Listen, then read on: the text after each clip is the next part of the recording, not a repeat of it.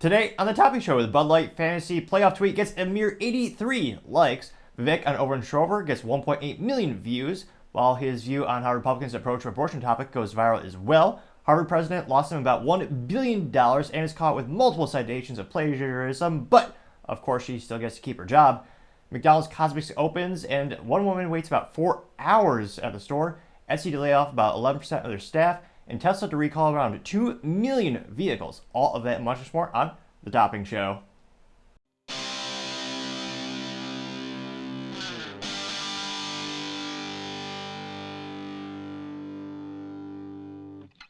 Thank you everyone for taking the time to tune in today. Today's episode of Topping Show is sponsored by Topping Technologies.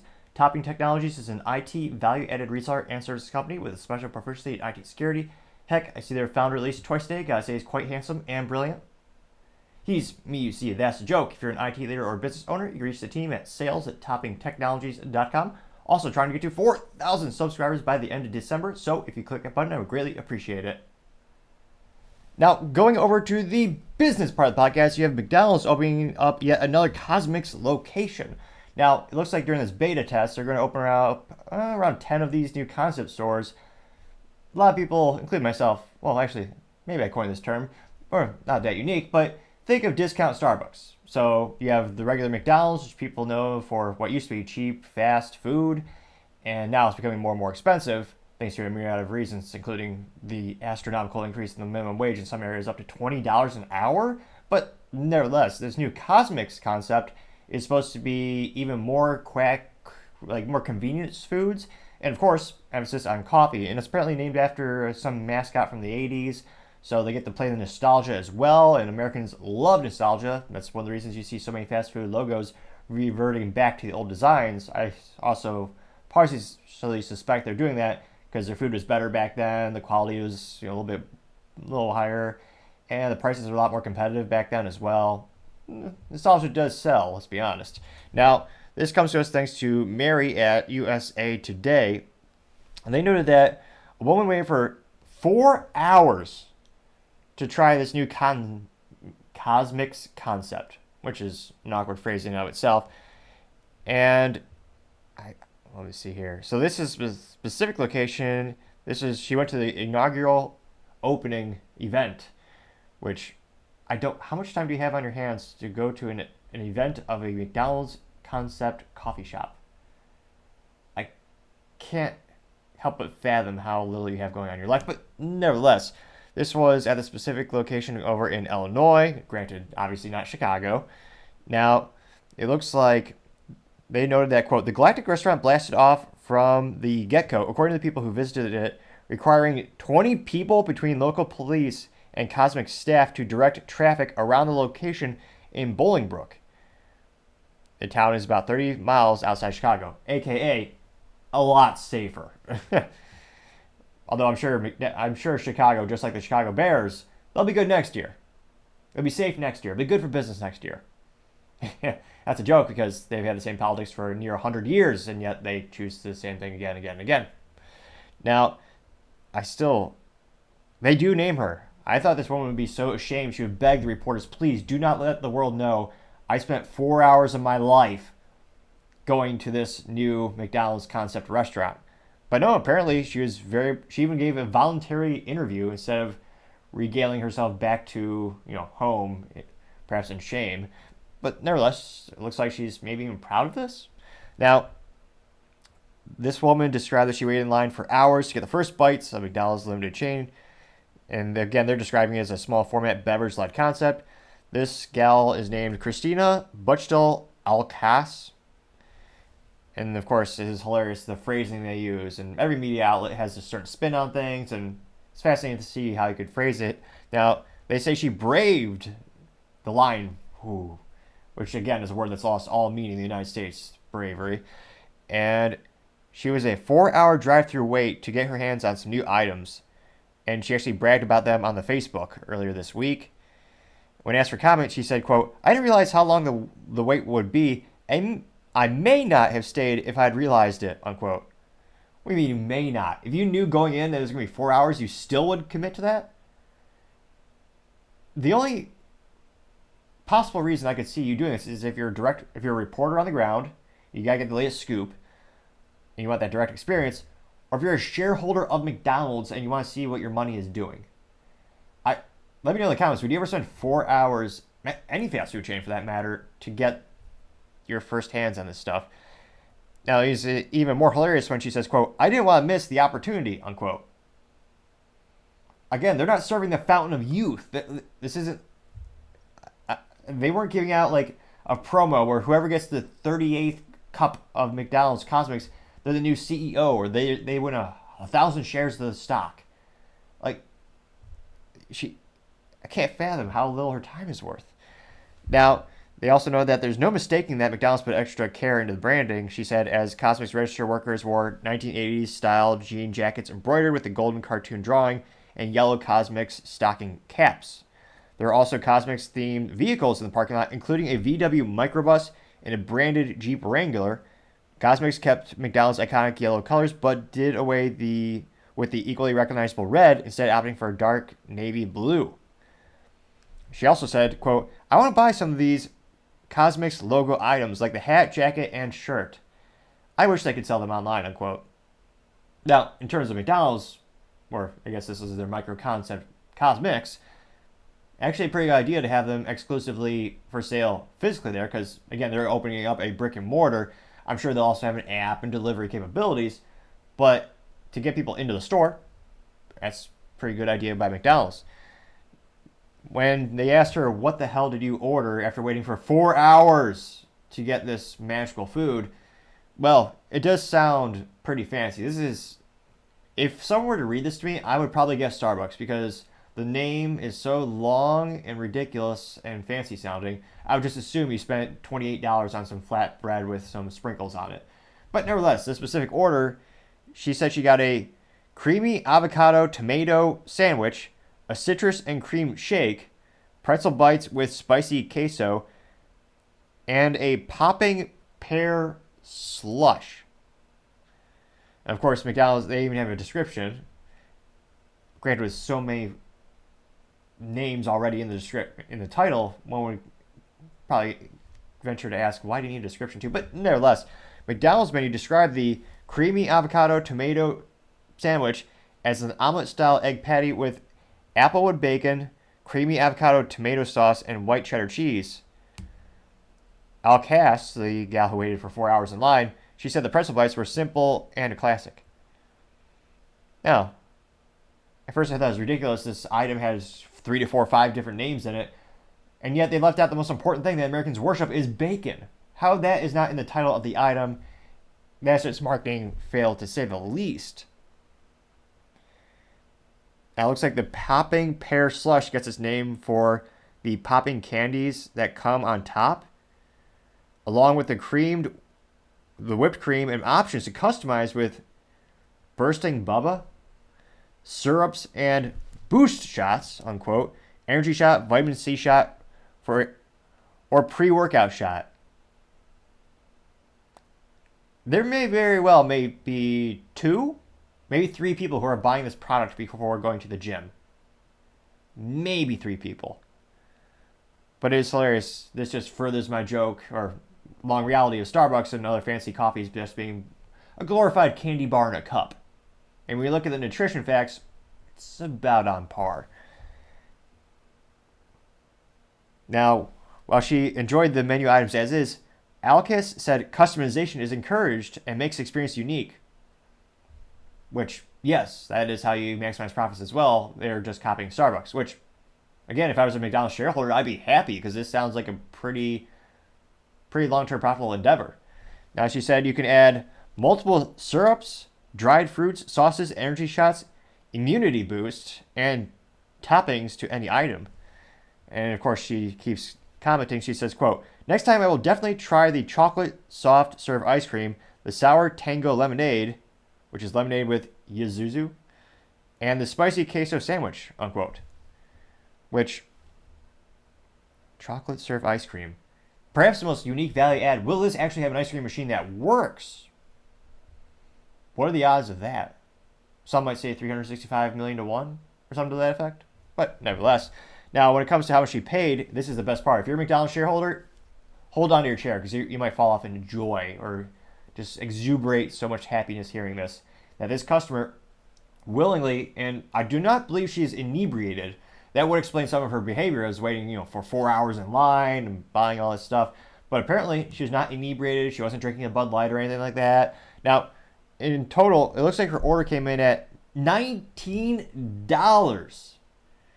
And she said that the price meant everyone in her party was able to have one drink and one snack, each at less than $10 per person. Many items were under $4, she said, with her slush drink costing the most in her order at $5.39 for that little drink.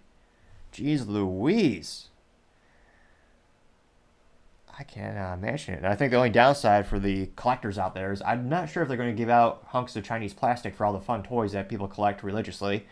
So I don't think that's an option for this particular concept. Let's see here. So again, from a business perspective, this sounds like McDonald's is going to knock it out of the park. Because again, the most important thing is what's the consumer thinking? Are they willing to pay these prices? Do they want to customize their fancy candy bar in a cup to get that price up to $5, $6, $7, $8 for a freaking drink? And some of these people are more than willing. So it'll be interesting to see. Again, McDonald's wants to expand the traditional McDonald's brand exponentially with thousands of stores in the next 24 months. Now, this one, again, they're starting off with 10 concept stores, or basically as a beta test before they expand the concept further. Now, given this initial feedback, and we'll see how the sales figures come in later, it sounds like it's a pretty profitable endeavor. It might just be a good way for McDonald's to increase their margins as the traditional McDonald's menu is becoming less profitable because their prices are going up for a myriad of reasons, including the supply chain, including cost of goods sold with the actual products that they're moving, as well as the exponentially increasing cost of labor in the United States as things get out of hand and people are paying $15, $16, $17, $20 an hour just to put carbonated syrup into a cup or flip a hamburger. It'll be interesting to see what the future of McDonald's is, but this very well might be a way to keep the company long-term profitable as they grow to become an even greater real estate company. A little bit of a pun if you know McDonald's history and how they really make money. But I partially digress. Other interesting business news, you have Etsy to lay off about 11% of their staff in an effort to stay competitive. Now, this comes to us thanks to Sarah Eason at CNBC. Now, in terms of, granted, every time you hear percentages, 50% off, good, 50% off this toaster, well, great, but what's the actual list price? Does that mean it's a really good deal, or is that just bringing it back to the base reality that everyone sells the same toaster for? That being said, interestingly enough, I think I've only bought one toaster in my life. They're overrated, but nevertheless. In terms of this, you always have to ask yourself, what's the sample size? Well, they're laying off 11% of their staff. Now, that equates specifically to around 225 employees. Now, the CEO, Josh Silverman, noted in a letter to employees that the marketplace has more than doubled in size since 2019. However, he noted that today's macro environment and competitive realities call for sweeping changes. Now, the marketplace also updated its fourth quarter guidance and is now expecting its adjusted EBITDA margin to come in between 27 and 28%, up from the previous guidance of 26 to 27%. Now, it is very fascinating to see this is right. We're seeing a lot of stores do this more and more, partially because I think a lot of businesses, by default, have a good layer of fat that they could trim at any given time. Let's just say I used to work for one of the largest tech companies on the planet. There's a lot of people who had jobs that they really didn't need to have jobs. I'll just say that much. Now, it looks like that'll bring down the headcount to about 1,770 people. That was actually similar to the company's headcount in early 2022 and above 2020 level. And it is fascinating. They're doubling in size, but the additional revenue and additional profit is not able to support the additional staff that they had been hiring. Now, it looks like the company now expects the gross merchandise sales to decline between 1% and 2% during the period from a year ago quarter, and revenue to increase between 2% and 3%, which that's not a big increase, but at the same time, it is better than negative, so there's a little bit of a silver lining if you squint hard enough. Now, they also know that it's expected adjusted EBITDA margin between 27 and 28%. Now, they also know that shares of Etsy closed 2% following this announcement, after falling as much as 7% earlier in the day. When asked for additional comment, Silverman, the CEO, said, quote, Etsy is intensely focusing on reigniting growth, driving sales for our nearly 7 million sellers around the world, and delivering value to our stakeholders. Today, we announced that we are reorganizing our internal structure so that we can double down on these efforts, which unfortunately means saying goodbye to approximately 225 of our colleagues, unquote. Which begs the question, how is their actual stock doing? And this, I'm actually surprised that the revenue for them isn't decreasing more, because there's a couple articles a few months back actually where they're actually increasing the fees for the sellers, thereby making it less profitable to actually sell items and have your own little personal marketplace on the platform. Now, all that being said, their stock is higher than I thought. It's about $81.70 per share. Granted, by the time this is published, and well, shoot, by the time I just looked down at my watch, in 2 seconds from now, the price could very well fluctuate, as publicly traded companies do. Now, in terms of their trend, 5-year trend, that's pretty good. Again, hindsight starts 2020 when it comes to investing. Jeez Louise, who would have thought you could double your money with Etsy? So in the past 5 years, their stock has increased 50.35%. Now the downside and the bad news is, well, that's good long term, but the short term, not so great. Now, the past 1 year, they're negative, so they're down at 38.1%. Year to date, they're down at 28.02%. In the past 6 months, they're down negative 14.01%. Now, interestingly enough, in the past month, they're increased by 19.55%. Past 5 days, almost break even. They're increased by 3.41%. And of course, in the past day, well, not of course, but in the past day, it looks like they're negative 3%. It looks like they were founded way back in the good old 2005. And the last full year revenue we have is 2022 revenue came in at $2.57 billion, which is quite a few. Now, let's see. They also know that Etsy's layoffs will cost between $25 million and $30 million, the bulk of which will be used for severance payments, employee benefits, and other related costs, company said in a securities filing. Although over time, the restructuring is expected to, quote, deliver meaningful operational efficiencies and cost savings and or cost avoidance, unquote, especially when it comes to salary cost and benefits. The restructuring is expected to be complete by the end of first quarter 2024. As part of the restructuring, Etsy's chief marketing officer, Ryan Scott, will be leaving the company, and his position will be consolidated. Really? Interesting. So his position will actually be consolidated under the chief operating officer's role, currently held by Rihanna Makowski, who is a former American Express executive. I also know that the human resource manager is leaving, so there's less babysitters. So it'll be interesting to see. Again, there's also a couple of issues with Etsy. I mean, one is they increase the rates for the sellers, so it's less attractive to sell on the platform.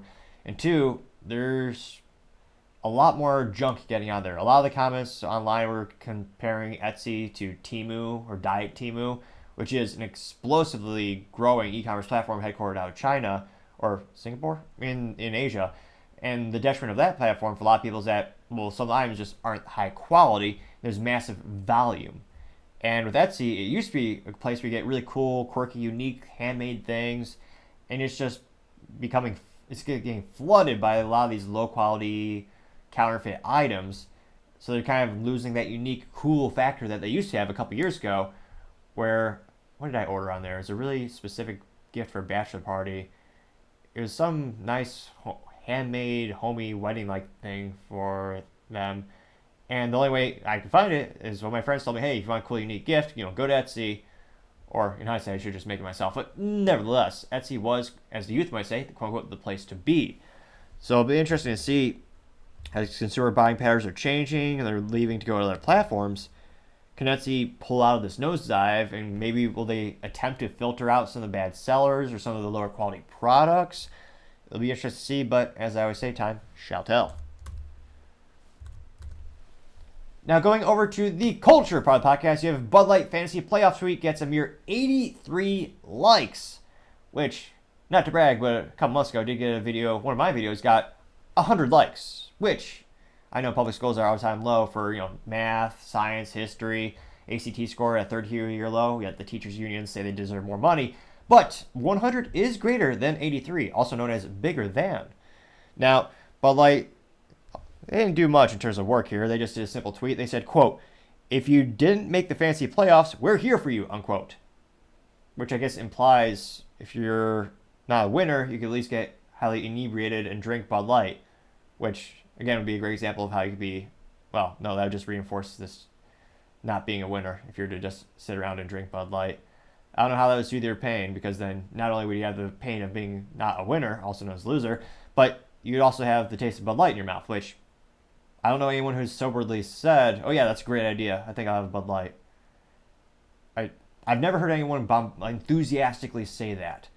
I've had people say it half-heartedly, like if you're at a restaurant and they're broke or hard times, they just want a cheap beer, then they'll say it. But even then, you could hear in the tone of their voice that it's a dark time in their life and they're just dead inside at that moment. Now, going to the actual tweet, it looks like that got, again, about 17,000 views and a mere 83 likes. And they had 8 people retweet it, which is also known as terrible on social media. Now, going to the comments, and of course, Bud Light, they censored a couple. Now, the first comment appears to maybe be real. John B says, "Bud Light has my back." And it's a GIF, or as the youth might say, a GIF of 2 Bud Light cans cheersing or clicking each other, and it says cheers. Which, again, they're a huge multinational conglomerate. If you own stock in that company and they pay a dividend, then I would argue they have your back in a way, although they haven't really been doing what's best for the shareholders. So in that case, they're really not doing that. So they really don't have your back, because if you're a shareholder, they've lost billions of dollars in value. And they've lost hundreds of millions of dollars in sales compared to the same period last year, thanks to Bud Light shooting themselves in the foot, perhaps more detrimental in terms of their marketing campaign than Ron DeSantis shooting himself in the high-heeled boot. Both business blunders of the years, to say the least, or political blunder as well. So I don't know why this person thinks Bud Light has his back. Maybe he works there? We look at Mr. John B's profile. He did join in September 2011. He has 124 followers. Creepy painting as a profile picture. Let me see here. And looks like he is very much, a lot of his posts hate Republicans and talk about, what's that silly game the kids play? The Wordle. So, hates Republicans and likes Wordle. So, I guess this is a real person. I mean, might be mentally vacuous to say the least. But, he hates Elon Musk. Okay, so, again, maybe this is the new Bud Light profile, the new Bud Light client, where it used to be, everyone, both people on the left, people light, people in the middle. And now, thanks to them sponsoring, quote-unquote, all-age drag shows, which there's no such thing, just as there's no such thing as a all-ages safe strip club. You would never take a child there either, because they're both sexual by nature. And perhaps this is a new target demographic. So this appears, it doesn't appear to be a robot, so that appears to be one. Now, Bud Light responded to this individual saying always, which, I don't know if they're always there for him. Why didn't they like his tweet? No one liked Mr. John's tweet saying Bud Light has his back. So not even Bud Light said they had his back. They didn't like his comment. That's the very minimum thing you can do to support someone on the internet. Just liking it. Which is a good reminder to like this video, as it helps with the algorithm, help it share. Also, clicking subscribe would help my enunciation and fix my speaking ineptitudes, perhaps. I'm not a doctor, but worth trying out. So, Bud Light didn't even do the bare minimum to support this person. They didn't even like his comment giving them accolades. So, Bud Light says they supported him, but no. Now, someone by the name of Vamp, it looks like a vampire with this person has a vampire and a mask on their face. And this person says, quote, "So close, yet the fridge is so far," unquote. Perhaps insinuating that he is disabled, or perhaps he's just too lazy to go a couple feet to go to the fridge to get Bud Light. Now, that being said, if the incentive is to go to the fridge to get Bud Light, I think most people would probably say, it's a Bud Light. It's actually more of a punishment than a privilege to drink it. So probably wouldn't make a special trip to go get it. Nevertheless, that person did get 1 like. And looking at this individual's profile, Mr. Vamp Eth, Looks like he joined in 2019, has 500 followers, so it's not a profile that was created last night to make Bud Light look good or give him accolades. It looks like this individual is a mentally vacuous sweepstakes winner, or sweepstakes whore. Someone who just reposts every stupid thing on the Twitter when it comes to retweet this, and we're going to give a $100 gift card to one random a-hole who reposts this. So it looks like he is a serial sweepstakes reposter, so that's going to discount his intellect quite a bit. Someone by the name of Caleb Ryergan says, can't relate. That person got 4 likes, of course, because, yeah, Bud Light does not have your back. Bud Light responded to that person. They said, want a beer. They did get 1 like for that. I don't think he does want that beer. Let's see. So again, there are a couple. Bobby Brackets says, I need 4 cases. And Bud Light said, that bad, huh? But saying, Mr. Bobby Brackett joined 2016. He is a, quote, a Penn State graduate and a horrible gambler. That's his words, not mine. And he has 484 followers. And it looks like, again, a mentally vacuous person who just reposts, oh yeah, you could win a $100 gift card for this random company. Or you could win this. Again, a lot of reposting just for the sake of gift cards. Now, let's see here. Going down to the comments that actually get more than 1 or 2 likes, we get to the ones made by real people or people with a modicum of intelligence. Presumably that also means they're not drinking Bud Light at the moment. Someone by the name of Mick Quiggs Pig says, quote, I have a fantasy of dressing like a woman and scoring a paid advertising deal with Bud Light, even though I'm a dude, unquote. They got 16 likes and, of course, is in reference to the business blunder of the century of Bud Light hiring Dylan Mulvaney for $185,000. Again, who is a biological man dressing up as a woman. And they put Dylan's face in the can, and they shot themselves in the foot, and their sales have not recovered since. They got 16 likes. Let's see here. Someone by the name of Cole Bartek says, quote, are you here for us when we submit our entry to the hashtag easy carry contest that and then never heard from again, unquote, getting 4 likes, which I can't imagine Bud Light is easy to carry. Lord, truth be told, I haven't actually picked up one of those bottles in years. I would only suppose very similar to some type of radioactive material. If you're to pick up the bottle, your fingertips, they might, I don't know if they melt out as if you're touching acid, but there would probably be some visceral pain. Heaven forbid you actually consume the product or get some on your lips or on your tongue. Lord knows what that might do to your taste buds. Now, someone by the name of Wook says, quote, I will still never drink your beer again. The lack of apology is pathetic. I don't have one friend who will ever drink it again either. Dana White can't redeem your failures, apologize, and change course, unquote. And I got 13 likes. Someone by the name of Tom Ferry says, quote, the boycott is still on, unquote, getting 2 likes. It's Snakes AC sent me, says, quote, or it's actually a picture of Riley Gaines. It says, quote, hashtag stand with Riley, stand with Riley Gaines, unquote. The person got 25 likes. Riley Gaines is a famous collegiate athlete who had her opportunities stolen from her by a biological man who was actually competing in the women's teams and, of course, crushing all the subsequent records. And they gave that person a bunch of awards and accolades. They told Riley, no, yeah, you just accept this biological man changing in front of you in the team, in the women's locker room. And yet that person got millions of dollars in endorsements and awards. Fascinating to see what people are supporting these days. Again, they got 25 likes.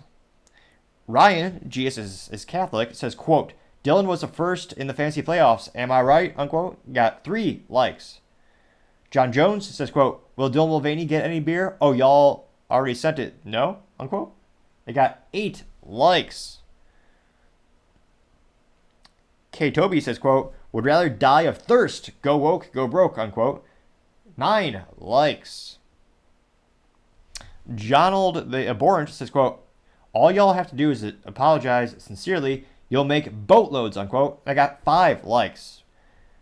And I do agree. They would probably, I don't know if they would get the 30% of sales that they've lost week over week, but they would probably recover double digits. I think if they would actually come out as a sincere apology, recognize what they did, and say, oh yeah, we'll also no longer sponsor and advocate for child drag shows, I think that would help them. But again, I also don't think that will ever happen because they're so far down the road.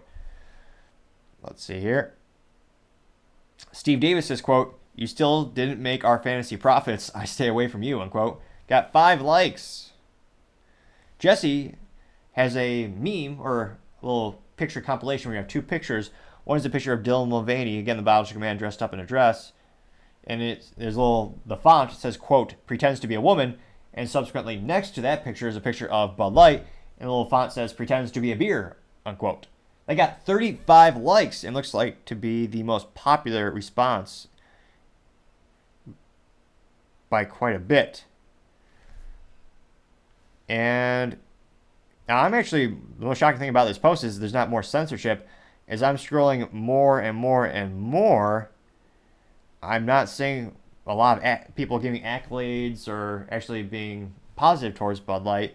Again, we looked at the 2 to 3 that were positive or at least neutral, and we went to their profiles. They're just people who are already reposting for pretty much any major brand. There really wasn't much consistency or mental capacity.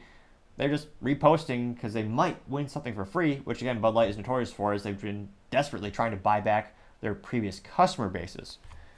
So it'll be interesting to see if Bud Light actually addresses the 500-pound elephant in the room, or more accurately, the 89-pound Dylan Mulvaney in the room, or if they just stick to the course and accept the fact that they're not going to get that 30% of their sales back that they've lost so brilliantly. But, as I always say, time shall tell.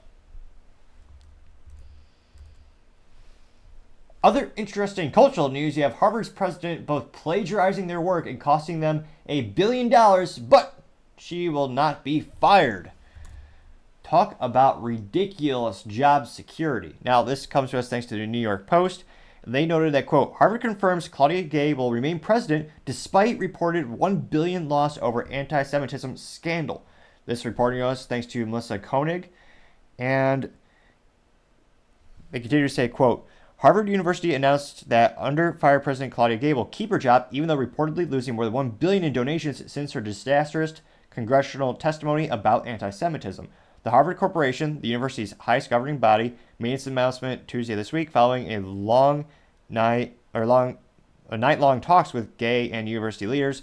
A source familiar with the decision told the student newspaper, the Harvard Crimson. Quote, "As members of the Harvard Corporation, we today affirm our support for President Gay's continued leadership of Harvard University. Our extensive deliberations affirm our confidence that President Gay is the right leader to help our community heal and to address the very serious societal issues we're facing," unquote. Here. It acknowledged that the university should have released an, quote, "immediate, direct, and unequivocal condemnation of the Hamas terrorist attacks on October 2nd, noting, quote, calls for genocide are despicable and contrary to the fundamental human values," unquote. Well, that's what they're saying, but their actions are saying, well, certain actions of violence are okay against certain groups, but not other groups. That's the mentally, morally vacuous moral of the story from Harvard. That's not the moral that we should be taking away, but that's what they're telling us by their actions. Now, they continue to say that, quote, "President Gay has apologized for how she handled her congressional testimony and is committed to redoubling the university's efforts to fight anti-Semitism," unquote. They won't. Now, regarding the accusations that Gay plagiarized numerous portions of her 1997 PhD thesis in a direct violation of Harvard's academic integrity policies, the Harvard Corporation said the officials, quote, "became aware of claims of plagiarism in late October and initiated an independent review. And this is, quote, "On December 9th, the fellows reviewed the results, which revealed a few instances of inadequate citation," unquote. So it was just this person didn't rip off other people's ideals, and it's not that she just stole other people's stuff. She simply, forgot to have the adequate citation. Fascinating. This person to get into politics, since we know a couple of very famous politicians who have done the very same thing. It used to be in society, if you were caught cheating, you would abdicate from your position, you would humbly resign. Nowadays, you get promoted, or you get to keep your job. Great moral for the students at Harvard. Now, they continue to say, quote, "While the analysis found no violation of Harvard's standard of research misconduct, President Gay is proactively requesting 4 corrections in 2 articles to insert citations and quotation marks that were omitted from the original publications, unquote. And of course, the fellow said, in this tumultuous and difficult time, we stand unanimously in support of President Gay, unquote. Which, of course, they go on to say, oh yeah, Harvard stands for academic freedom and we stand for all this. Yeah. But, as a wise man once said, your actions speak so loud, I can't even hear what you're saying. This perhaps being one of the best examples of that. Now, it looks like a billionaire hedge fund manager, Bill Ackman, claimed that the board did not want to seem that it was simply bowing to his public demands for her ouster. And he said, quote, I've been told now by 2 reporters that one of the factors that made it challenging for Harvard board to fire Gay was that they were concerned it would look like they were kowtowing towards me, unquote. Quote, in other words, the reporter explained, quoting the trustees, had Bill stopped tweeting, we would have come to the right answer, unquote. Which makes Harvard look even more inept and moronic. Oh yeah, just because someone called us out for our ineptitudes and our moral decay and lack of leadership, well, because they called us out, we're not going to do anything. We're going to double down on this. But that doesn't make you look good. Now, let's see here.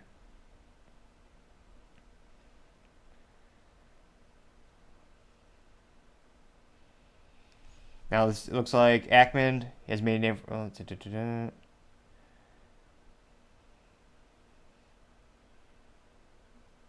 He noted that as well as hit on the stage reputation, Harvard suffers from a staggering financial loss from the scandal. He says, quote, President Gay's failures have led to billions of dollars canceled, paused, and withdrawn donations to the university, unquote.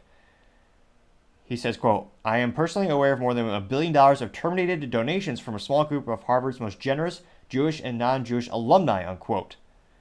Now, this is definitely not going to bankrupt Harvard since the name of their marketing is good enough in terms of people still, I don't know if they should, but they will still worship the name of Harvard, and it is a job guarantee for a lot of industries, and they have an endowment of multi-billions of dollars. So short term, this isn't going to hurt them too much. Now, long term, maybe those donations start to maybe decrease the rate. But again, they're pretty well funded for quite some time. So it'll be interesting to see. Let's see. And fascinating enough, there is some fun comments. So going to the comments section, again, this is on New York Post. Andrew Douglas says, quote, another Michelle Obama victory for DEI, but the good news is that the investment banks are now looking at highly qualified accounting, finance, and math state school juniors for prestigious internships. So ultimately, the market works, unquote. I got 599 likes. And though I did not mention it previously, Miss Gay is a African American woman. I think the hair is really short. Yes. Yeah, it is a woman. And I think some articles are noting how she is the first African American president of the school, which many are saying that's one of the reasons Harvard is hesitant to remove her. Now, another top comment, Charles Darwin, and good pun is people, little Darwinism.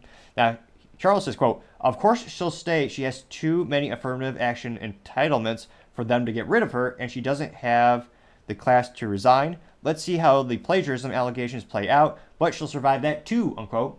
They got 839 likes. All the top comments come from Dino Marchada. This person says, quote, excuse me, at the very core of her roles and responsibilities is fundraising, and she has lost $1 billion for the school. So if anything, they should fire her for her performance. For this, it is performance-based. They have a way out that will not have anything to do with the social issues, and they should take it, unquote. Got 157 likes. Someone by the name of Benny from Brooklyn responded saying, quote, she wasn't hired based on any merit or performance, so why would they fire her over it? She is part of an exclusive protected class, unquote. They got 198 likes.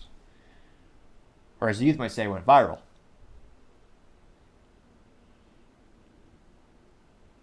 A lot of people in the comments saying she should have been fired. A lot of people saying donations are going to continue to decrease with her leadership. Now, again, I need to fact check this, but this person says, quote, $1 billion is nothing. Harvard has a $51 billion endowment. The only thing that can be done to stop any current or future government grants to go to Harvard, maybe the reputation takes a bit of a hit to affect the hiring rates for graduates, which would affect their enrollment, unquote. It got 54 likes. But it's also fascinating how Harvard pretty much just gives everyone good grades these days. An article a couple days ago noted how, the average GPA is up to 3.86, or sorry, the median GPA. So if you have a pulse, just go to Harvard, get in, and they'll basically make sure you get good grades. So, interestingly enough, does this change your opinion of Harvard? I mean, for as long as I can remember, Harvard has always been renowned for being a very prestigious school that people do everything to compete and get in. And you're guaranteed for life if you graduate from there. And some, truth be told, well, I was going to say a lot of politicians have graduated from school. Perhaps that's the reason why we actually should not respect Harvard even more. But do you think these instances will damage their reputation to the point where the donations just stop completely for a couple of years? Or maybe just stop by 90%? Be fascinated to hear what you have to say. Now, going over to the political part of the podcast, you have Vivek Ramaswamy on Owen Shroyer going viral, getting 1.8 million views. Now, this is a video that he's responded to, so I'll play the subsequent video. But the text from Vivek says, quote, Owen Shroyer was sentenced to prison for speech, not violence, on January 6th for marching around the Capitol using a bullhorn and shouting things like 1776, no violence. Didn't enter the Capitol, that's it. The Department of Justice used quote-unquote evidence provided by the FBI to pursue this man and countless others. There's no greater threat to the First Amendment than the use of police power to silence political dissent. I've said it for months. On day one, I will pardon all non-violent January 6th protesters and political prisoners. Hashtag free Owen. Again, that got 1.8 million views and 21,000 likes. And he is responding to this particular video from Owen. That's about 2 minutes long, so not too long. I'll go ahead and I'll subsequently play that right now. Owen Shroyer here, and I'm about to turn myself in to be a speech prisoner in Biden's America. Unfortunately, we knew that things would get this bad. Unfortunately, we knew the Democrats were this corrupt. And now I have to hit the front lines and be a speech prisoner in Biden's America. And as I go, I'm currently involved in litigation to try to get my original Twitter account back at All I Do Is Owen, where I had over 300,000 followers, but I've been censored there for years. So in the meantime, while I'm away, I've launched this Twitter account at Owen Shroyer 1776. It's actually run by a media team. It's not run by me, but my media team, who will be giving you updates while I'm incarcerated, daily updates while I'm incarcerated, sharing old video clips, new video clips, and as well as phone audio recordings and maybe even live recordings while I'm away. So please follow this account at Owen Shroyer 1776 for updates while I'm away, and spread this video far and wide to let others know, hey, Owen Shroyer is back on Twitter right here at Owen Shroyer 1776. And that year, 1776, is extremely important, not just because it was the founding year of our country, but the U.S. government is arguing that it's illegal for me to say 1776 in Washington, D.C. Don't believe me? Check the U.S. government sentencing memo for yourself. They said that me chanting 1776 in Washington, D.C. is worthy of 60 days in prison.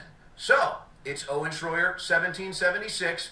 Please share this video, let people know I'm back on Twitter, and follow this account for updates while I'm away. Godspeed, and God bless. Now, I don't know the full details around the whole incident around this gentleman, but at least he had the prudent decision to suit up, as every man should, because you always look better, more professional with it. And he went above and beyond. He even got the tie on, which it's been a couple years since I've done that. I don't think there's necessarily a copious amount of dust on it in the closet, but it's been a while since I actually put on a tie.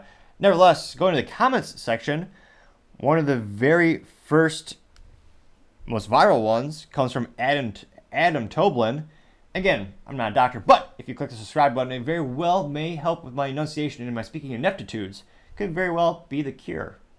I'm just saying it's worth a shot.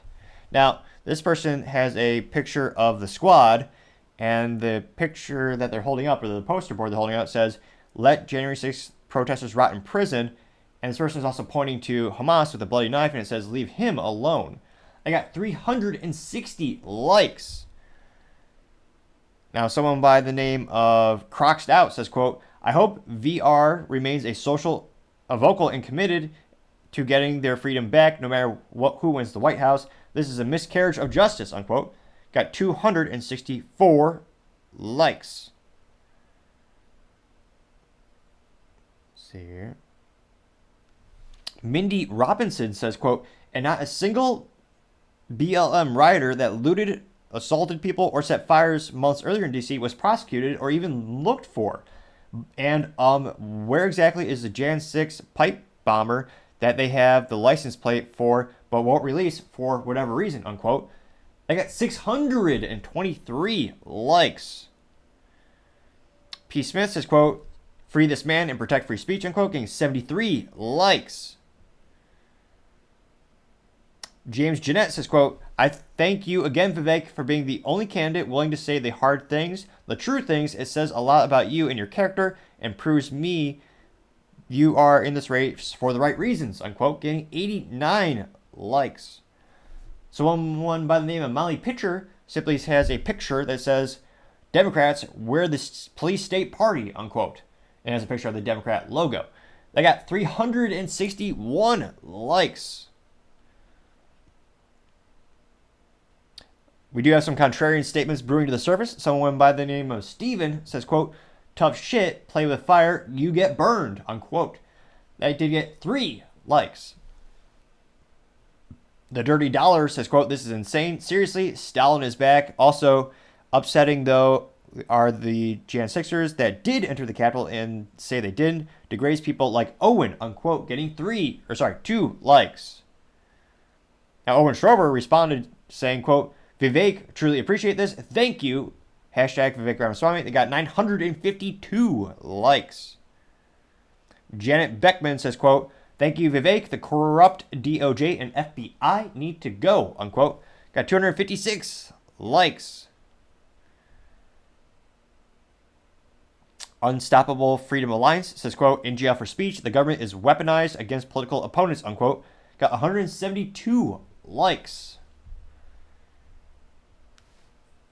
America First simply says, "Free Owen," unquote, getting 100 likes. So it looks like overwhelming positive responses. And it is fascinating, again, if this could be a winning move on the political chessboard. There seems to be a lot of support publicly, at least from this specific tweet. And yet, I have not heard, and again, maybe in 2 seconds DeSantis will post this, or he'll respond, or someone will jump on this bandwagon, but I'm not seeing a lot of other political candidates bring up the fact that on Jan 6th, there were some people who literally got a glorified private tour of the Capitol. One of them, I think, was an old lady who was stricken with cancer. The government still prosecuted her when the video shows the police let her into the facility.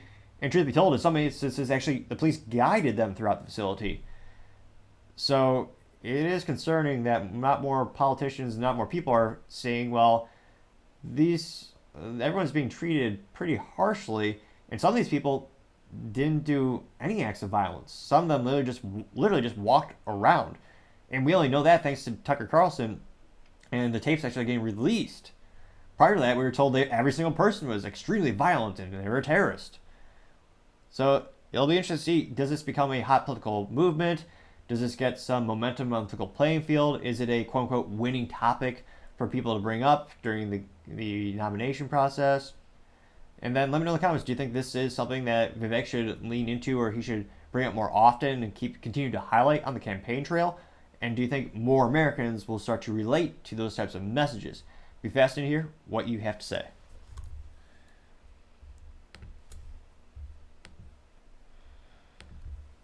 Now, other interesting political news, you have Vivek Ramaswamy on how Republicans should approach the abortion topic, which is perhaps the most polarizing, controversial topic in politics since I was a kid.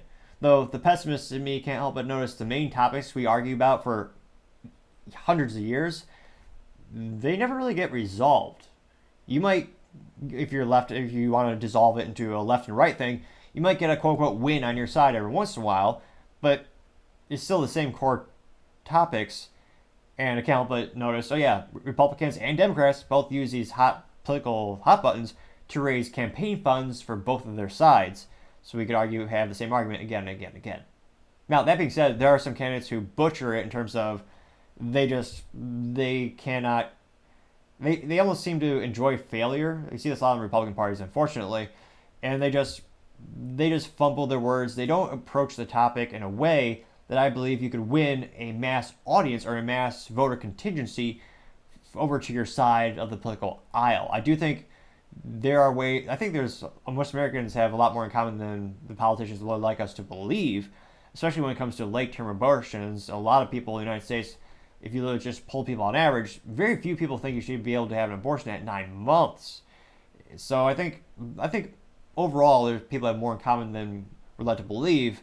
Unfortunately, but then they can't, rally us up to get us riled up and have us donate more money to their causes. So perhaps that's why they continue to try to divide us. But nevertheless, that all being said, Vivek is choosing to pull up this, bring this to the forefront on his campaign trail, and he brought us this tweet, and as the youth might say, it went viral. Got well over 1 million views, lots of comments, got retweeted 2.3 thousand times. So, without further ado, it looks like he has a combination of a video as well as a little bit of a text. So, before the video, he actually says, quote, "The winning path for the quote, "The winning path for the GOP on abortion isn't to compromise on our principles, it's to practice what we preach. Codify sexual responsibility for men into law. If a woman carries a child to term, she can automatically make the man the legal responsible party for the child if confirmed by a paternity test. It's not about men's rights versus women's rights, it's about human rights," unquote. American flag emoji. And so it's a little bit long. It's about 5 minutes, 47 seconds. And again, if you have suggestions for picture-in-picture production software, I appreciate any feedback as I try to make the show better and better. I'm still struggling to find a good, aka a simple, intuitive software where I can actually just have the picture and throw it up on the screen with me for production software, not post-production. So if you have suggestions, again, I want to make the show better and better continually. So I do appreciate any feedback, even if it's as simple as just telling me, hey, enunciate more. And I shall try to do that more often. So without further ado, let's talk about the difficult issue of abortion. And to know what the path forward is, you have to know the path that got us here. I'm going to go very quickly through some constitutional history here. Roe versus Wade was an incorrectly decided case where the Supreme Court read something into the 14th Amendment that wasn't there. The 14th Amendment, among other things, ensures due process under the law. Well, that's about a procedural protection regardless of race or otherwise. It is fascinating too if you actually look into literature and the statements from some of the old Supreme Court folks. Some of them, like Ruth Bader Ginsburg, she didn't think the logic in which they used to actually justify Roe v. Wade was proper at the time. She agreed with the outcome of getting that law, or to originally codify abortion into law, but she didn't agree on the actual mechanism and philosophy and the actual logic that they used in order to justify it. Yet the Supreme Court says we're going to read that due process clause to somehow invent a right to privacy. That doesn't exist under the Constitution. Now, if you wanted to really make that interpretation, I would have at least made the argument for the Privileges and Immunities Clause for citizens, to say that there are at least certain privileges and immunities that the government gives you. If you really want to torture a reading of a right to privacy that protects abortion, you might have at least used Section 1 of the 14th Amendment, the Privileges and Immunities Clause. But nope, they didn't want to do that in the Supreme Court because of some long historical reasons related to the slaughterhouse cases. That's a longer history and a topic for another day. They went to the tortured interpretation of the substantive due process interpretation of the Due Process Clause in the 14th Amendment. So they basically made it up. So what happened then about 50 years later in the Dobbs case last year was the Supreme Court overturned Roe correctly on constitutional grounds. Not on the grounds of whether they like abortion or not, and this is what we need to understand, on the grounds of the Constitution of the United States. Making the simple holding that the Due Process Clause of the Constitution does not protect some unwritten right to privacy that includes the right to get an abortion. That's what the Supreme Court held last year, and correctly so. Great. That's a win for the Constitution. But now Republicans, I worry, are about to score an own goal. Look at every candidate in this race. Every other candidate who's on that debate stage was favoring some kind of federal ban. Even Nikki Haley, who really refuses to make her stance clear, when pressed, says that she would sign into law a federal abortion ban while offering a lot of mealy-mouthed atmospherics about some nice-sounding statements that refuse to take a stand on the issue when she's forced to take some semblance of a stand, even says that she would favor a federal ban. Let's go to the constitutional basis. The federal government does not have the constitutional authority to write a ban when the federal government doesn't give them, when the Constitution does not give the federal government that power. What do they say? The Commerce Clause. Well, any Republican who's going to use the Commerce Clause to expand the federal government's role should not be in office, period. What do they say? The 14th Amendment protects life. Well, that's a more tortured interpretation of the 14th Amendment than the Roe versus Wade court brought to bear, because that was never used for the basis for the federal government to pass murder laws or anything else either. So we have to stick to those constitutional principles. This is an issue for the states. And I want to mark my words on this one. More unborn babies will die in the next 30 years if we federalize this issue, because the next time Democrats then gain control of the White House and Congress, they're going to say that if this is a federal issue, they can then use that to legislate Roe versus Wade into law. That's a loss for the pro-life movement that I consider myself to be part of as well. True. So what's the right answer?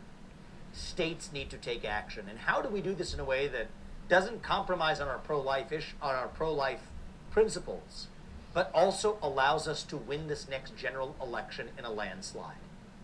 Here's the answer. Here's the punchline that nobody else is talking about. We have allowed the left to define this issue as a men's versus women's rights issue.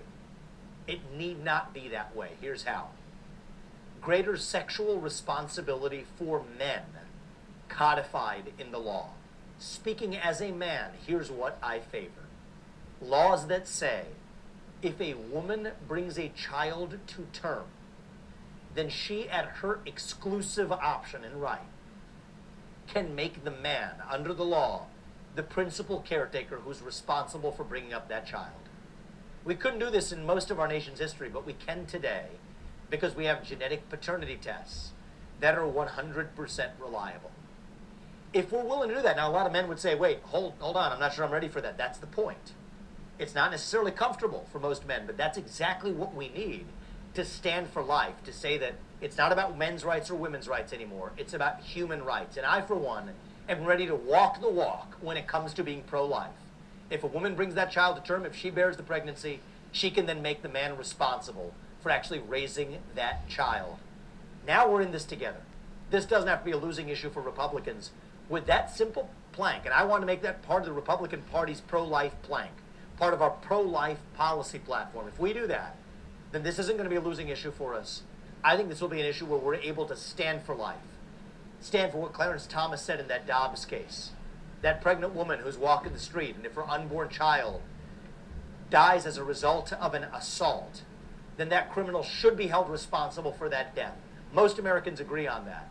And we give them the permission to say so if we codify into the law sexual responsibility for men. That's how Republicans win on this issue. There's not a single other Republican talking about it. If we make that the core of our pro-life platform, then we're going to be successful in making sure that abortion isn't some losing issue for us, but actually an issue where we're able to stand for our principles and still win elections as a consequence. That's the answer on abortion. Now, that being said, I thought in most states you're already responsible if you're the man in that situation. And long term, I think the way to win the abortion topic would be from a cultural perspective, where you actually talk to people about it, show them the consequences of their actions. I think that's where you'll see, I mean, a man what's much wiser than me once said politics is downstream from culture. So I think eventually that's going to be where the real quote-unquote wins are when it comes to the debate on the topic.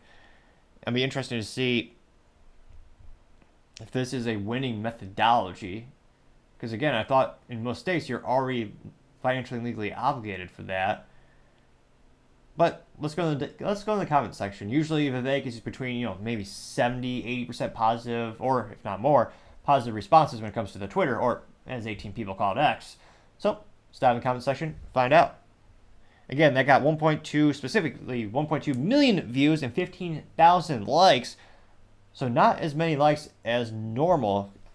I mean, going over, we were just talking about Vivek bringing up Owen Shroyer, and that got 21,000 likes. Now, granted, the sample size, there were more views on that topic as well. That got about 1.8 million views.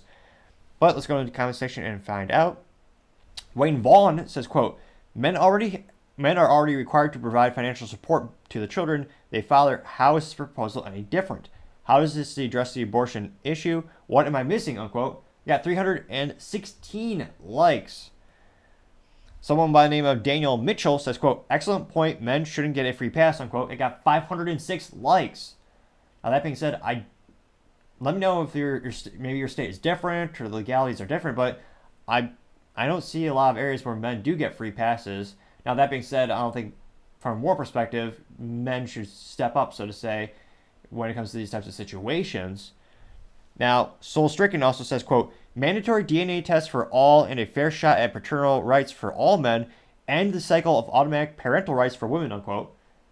Agree. I got 1,000 likes, and I think that's one of the biggest issues when it comes to parental court. You have alimony, child support. The whole system is skewed radically to support women. I mean, you have guys where they're not allowed to see the kid, and yet they're paying 80% of their income so that she doesn't have to work, basically.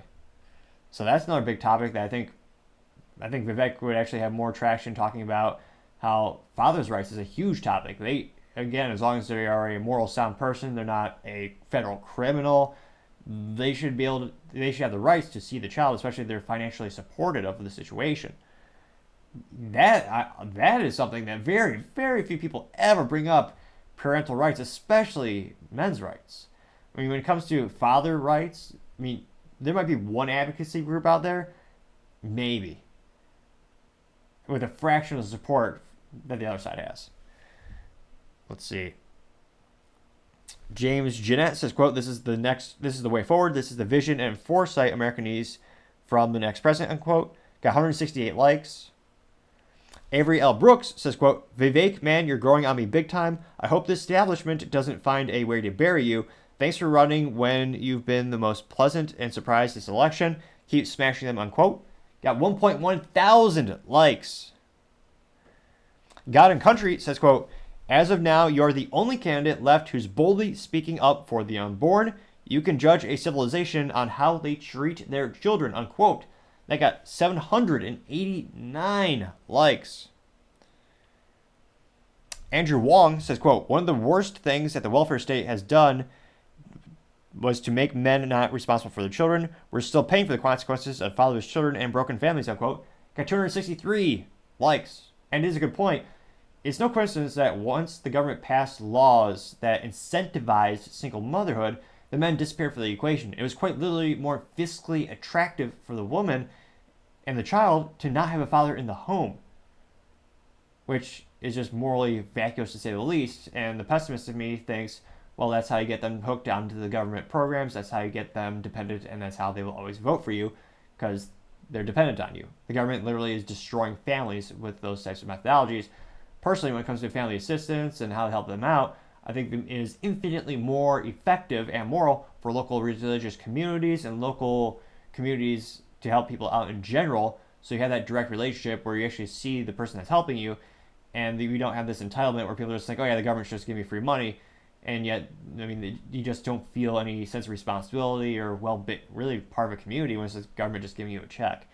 And the data shows that once you get those checks, that usually they'll stay on them forever. So you're not actually helping the person. You're actually handicapping them, which is morally vacuous to say the least. Red Wave Press says, quote, this isn't a bad idea by Vivek. The problem is, how do you put this into political practice? Vivek has a lot of good ideas, but he has never been a politician. He has no track record. Follow if you agree, unquote. Got 67 likes. Tay Tyerji says, quote, why can't he assert paternity? Why is it up to her, unquote. Got 28 likes. Rolo Tamasami says, quote, if confirmed by a paternity test, You'll never get this past the floor. Utah tried it, failed. This is just electioneering trad con rhetoric until you can make the paternity testing mandatory at birth, unquote, getting 81 likes. Now, just by a good default, it would probably be best if we did have paternity tests just by default when a child is born. It's astonishingly scary how unfaithful some women could be, where I believe there's some statistic that say as much as 10% of kids being raised by a father is not actually their kid, they don't know it, which is morally vacuous to say the least. So I'm a fan of paternity test always. Let's see here. Tiger, although it is a gentleman, it is not actually Tony the Tiger in the profile picture. Tiger says, quote, let's pose these real situations. 1. A woman is raped and you want to force her to carry the rapist's child to term. Then you want to force the rapist back into her life and child's life. Same scenario, but with a family member forcing himself on a woman. Answer, please, unquote. A cliche red herring argument, to say the least, that got 75 likes. It is fascinating and rudimentary when people keep using these red herring arguments. I'm not dismissing them, not saying they're not terrible situations, and absolutely sympathy if you're a victim, which is why I believe every woman should have a gun and be able to defend themselves, and any government that takes that right away from them is morally vacuous, to say the least. Now, when it comes to the red herring of, they'll always say, oh yeah, well, these situations, and great way to disarm them if you want to make this a debate, if you want to turn it into a debate and maybe want to change their mind, is ask them, well, if you allow those exceptions, well, then will you say the rest aren't bad? And of course, they'll immediately say, oh no, I want all abortions. So it is fascinating that my whole life I've heard that red herring argument, and if you just say, okay, well, what if we have a carve out for that? The person will immediately say, oh, well, no, that's not the issue. I want it all. So it just to show you they're not using it as a authentic argument. They're just trying to use it as a red herring. Let's see. Mo Smith says, quote, with a DNA test proving paternity, unquote, getting 92 likes. Jerry Reisfall says, quote, an issue for the states, not for the federal government, unquote, getting 64 likes. Which, again, there's a lot of speculation on why Republicans lost so terribly in the midterms, partially because they had a lot of inept moronic candidates, I believe. But another issue was, well, for decades we've been saying the abortion-specific topic is a states' rights issue, because it is not, well, we can debate, and many people actually argue that pro-life is in the original founding documents of our country based on freedom, life, liberty, pursuit of happiness. But when it comes to the topic where we traditionally debate about the issue, a lot of people say, Republicans say it's a state rights issue, and then as soon as it is relegated back to the states, now they want to make it a federal issue, which again doesn't make you look, it makes you look terrible politically because again, you're just flip-flopping. So, back to the comments. 2V News says, quote, when the choice is between no abortions and unlimited abortions, people will choose the unlimited expecting the worst to not to happen. No abortions is a political loser, unquote. Got 55 likes. And let me know in the comments, do you think it is a politically losing or disadvantageous topic to address and a belief to promulgate if you're a political candidate? Is it going to kneecap you in the polls? Is there no way you'll ever get elected because of your stance on that specific issue? This is one of the most controversial posts from Vivek. And as we look at the comments, it's not the usual 70 to 80% approval or rather positive responses we've seen when we're covering Vivek.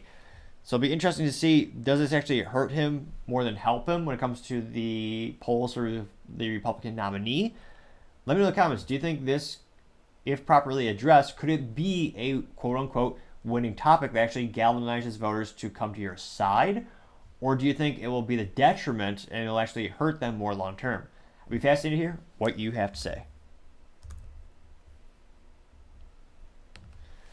Now going over to the business blunder of the day, you have Tesla recalling around 2 million vehicles.